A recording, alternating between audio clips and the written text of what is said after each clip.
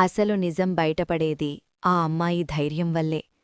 ఆ ప్రమాదం ఎవరి చేతిలో జరిగిందో తెలుసుకోవాలని తపనతో ఆమె నిజాలను ఒక్కొక్కటిగా కలిపిచూస్తుంది. రాజేష్ కోపంగా వెళ్ళిపోయిన మాట నిజమే, కాని అతని ప్రేమ బాధగా మారిందిగాని పగగా కాదు.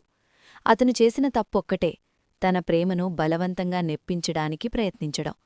కాని ఒకరి ప్రాణం తీసేంత హృదయం అతనికి లేదు.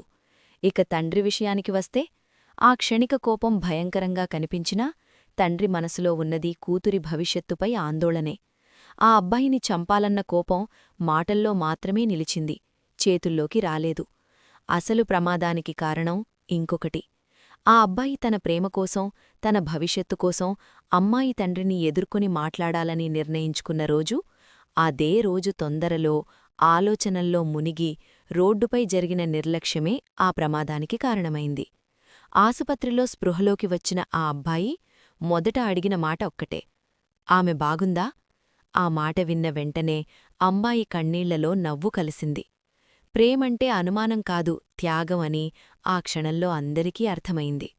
తండ్రి కూడా నిజాన్ని తెలుసుకుని తన కోపానికి పశ్చాత్తాపపడతాడు.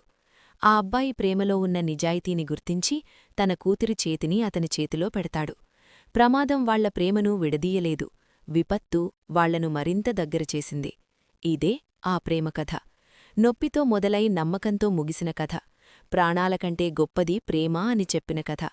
భాగం 5 ఇక్కడితో ముగిసింది. కథ నచ్చితే ఆదరించండి, అనుసరించండి.